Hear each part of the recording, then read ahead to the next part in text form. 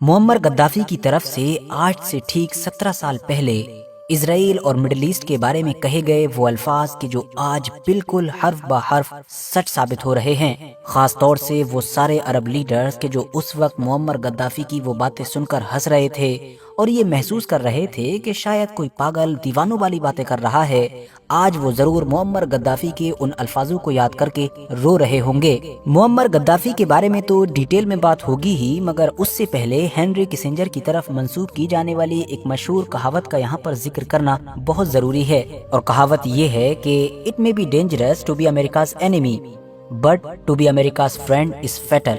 सादा और सरल शब्दों में मतलब ये बनता है कि अमेरिका का दुश्मन होना खतरनाक हो सकता है, लेकिन उसका फ्रेंड होना, उसका दोस्त होना घातक है, मतलब कि जानलेवा है। और आज की तारीख में इस कहावत को Qatar, Kuwait, Bahrain, Saudi Arabia और यूएई जैसे अरब देशों से बेहतर कौन समझ सकता है, जो पिछली एक लंबी मुद्दत से अमेरिका से दोस्ती करके उसकी गोद में सिर्फ इस उम्मीद से बैठे थे कि जब भी उनके ऊपर कोई खतरा आएगा तो अमेरिका बचाएगा। लेकिन जब कतर की राजधानी दोहा के ऊपर इसराइल ने एयर स्ट्राइक की, जो दरअसल किसी भी गल्फ कंट्री के ऊपर इसराइल की तरफ से की गई इतिहास की पहली एयर स्ट्राइक थी, तो उसने इन सारे अरब देशों को पूरी तरीके से हिला कर रख दिया।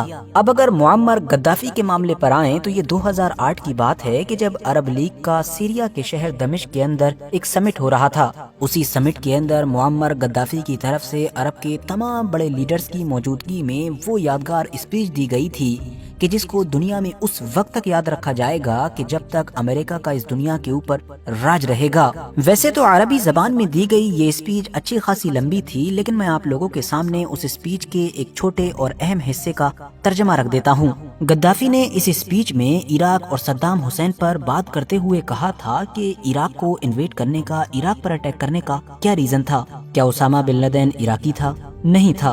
क्या न्यूयॉर्क पर अटैक करने वाले इराकी थे? नहीं थे। क्या पेंटागन पर अटैक करने वाले इराकी थे? नहीं थे।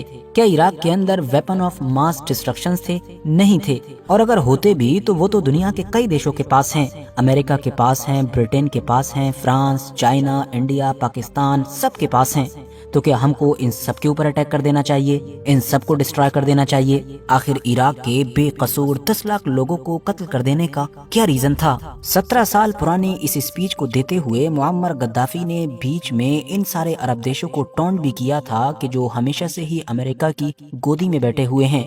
मतलब ये सब कहते हुए कहा था कि क्या जो हमारे अमेरिकन फ्रेंड्स हैं उनके पास कोई जवाब है? मगर ये सारे लीडर्स मुअम्मर गद्दाफी की ये बातें सुनकर सिर्फ मुस्कुरा रहे थे। मुअम्मर गद्दाफी ने आगे कहा कि एक बाहरी ताकत आती है, वो एक इलाके को इन्वेड करती है, उस पर कब्जा करती है और फिर उसके लीडर, उसके प्रेसिडेंट मतलब कि सद्दाम हुसैन को फांसी पर चढ़ा देती है, और हम सब लोग उस वक्त सिर्फ साइड में बैठते हैं और हंसते हैं। आखिर वो कैसे हमारी एक अरब कंट्री के लीडर मतलब सद्दाम हुसैन को फांसी पर चढ़ा सकते हैं?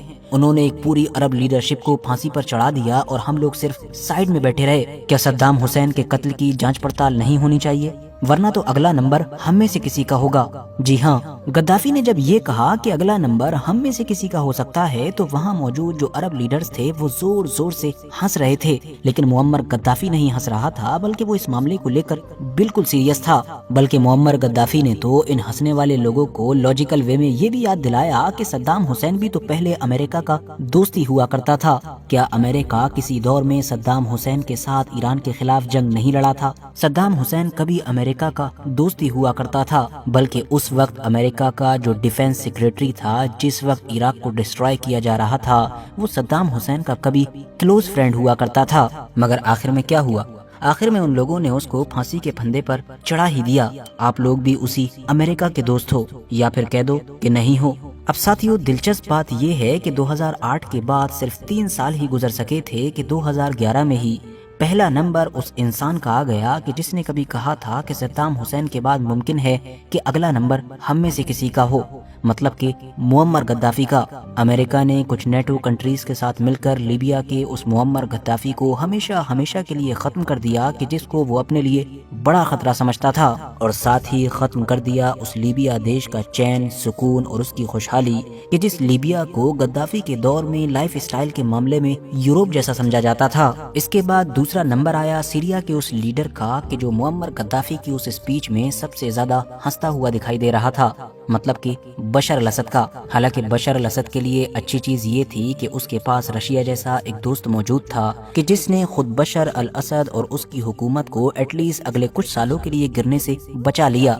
और फिर कई सालों के बाद 2024 और 25 के करीब में आकर जब वो हुकूमत गिरी भी, तब भी रशिया की मदद से एटलीस्ट बशर अल असद अपनी जान बचाने में कामयाब रहा। इसके बाद अमेरिका ईरान के पीछे गया और तब भी इन अरब देशों को यही लग रहा था कि भाई ईरान तो अमेरिका का जग जाहिर दुश्मन है, भला अमेरिका हमारे पीछे थोड़ी आएगा। लेकिन इनको एहसास नहीं था कि मुअम्मर गद्दाफी की जबान से निकले हुए वो अल्फाज पत्थर की लकीर साबित होंगे, क्योंकि अब फाइनली दोहा पर की गई स्ट्राइक के जरिए से अमेरिका की इन देशों के ऊपर चढ़ाई शुरू हो चुकी है। यही वजह है कि ये सारे अरब देश अब एक ही वक्त में बहुत ज्यादा कंफ्यूज और साथ ही बहुत ज्यादा हिले हुए नजर आ रहे हैं। उसकी मेन वजह यही है कि ईरान जैसे देशों का केस ऐसा है कि वो अपने दुश्मन मतलब अमेरिका के मुकाबले में कमजोर भले ही हों, लेकिन खाली हाथ नहीं हैं। उन्होंने पिछले 2-3 दशकों में अपने खुद के बलबूते पर जो कुछ भी हो सका उस हिसाब से तैयारियां जारी रखी, जिसका रिजल्ट हम लोगों को अभी 12 दिन चलने वाली उस जंग में नजर आया कि जो ईरान की इजराइल प्लस अमेरिका के साथ हुई थी। मगर रहा मामला Qatar, Kuwait, Bahrain, Saudi Arabia और UAE जैसे अरब देशों का, तो इनका तो केस ऐसा है कि आप खुद कंफ्यूज हो जाएंगे कि इनके ऊपर हंसा जाए या फिर अफसोस किया जाए, क्योंकि अपने दुश्मन पर बदले में चलाने के लिए इन लोगों के पास अपना एक पत्थर भी मौजूद नहीं है। उसकी मेन वजह यही है कि इनके पास पैसा तो बेशुमार है, मगर पिछले एक लंबे वक्त से ये सारा पैसा अमेरिका को देते आए हैं सिर्फ इस उम्मीद के साथ कि जब भी वक्त पड़ेगा तो वही इनकी हिफाजत करेगा। ये आराम से व्यापार करेंगे, खूब तेल बेचेंगे, ज्यादा से ज्यादा पैसा बनाएंगे और फिर उसी ज्यादा पैसों में से थोड़े से पैसे अमेरिका को देकर उसी के हथियार खरीद लेंगे। बाकी उसको मिलिट्री बेसिस की जगह तो दे ही रखी है, उसके फौजी भी अपने यहाँ पर उतार रखे हैं। तो अब वो जो हथियार खरीदे थे वो भी एक तरीके से देखा जाए तो अमेरिका के ही हथियार हैं और अमेरिका ही फ्यूचर में इनकी हिफाजत की खातिर इन्हीं की तरफ से चलाएगा।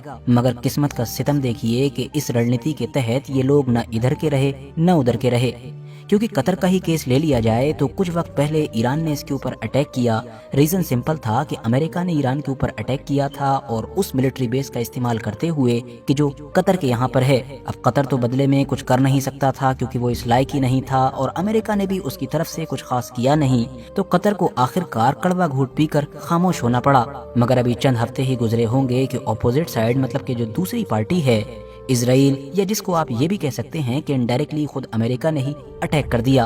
अब कतर समेत वो सारे ही अरब देश परेशान हैं कि जिन्होंने भी लंबे वक्त से अपनी हिफाजत की जिम्मेदारी अमेरिका को सौंप रखी थी। उसकी वजह ये है कि ईरान की तरह ये बदले में इजराइल के ऊपर कोई खास कार्रवाई तो कर नहीं सकते हैं, और जब कार्रवाई नहीं हो सकेगी तो भाई ये तो दुनिया का उसूल है कि फिर आपका दुश्मन मतलब कि इजराइल बार बार आपके ऊपर हमला करने आएगा ही आएगा। तो आखिर में बस इसी शेर के साथ हम अपने इस वीडियो को खत्म करते हैं कि ना खुदा ही मिला ना विसाले सनम, ना इधर के रहे ना उधर के रहे। वीडियो अगर जानकारी से भरपूर लगी हो तो लाइक करने के साथ साथ दोस्तों के साथ जरूर शेयर करें, और ऐसे ही नॉलेजेबल और हिस्टोरिकल वीडियोस हमेशा देखने के लिए हमारे इस चैनल को सब्सक्राइब करने के साथ साथ बेल आइकन को जरूर प्रेस करें।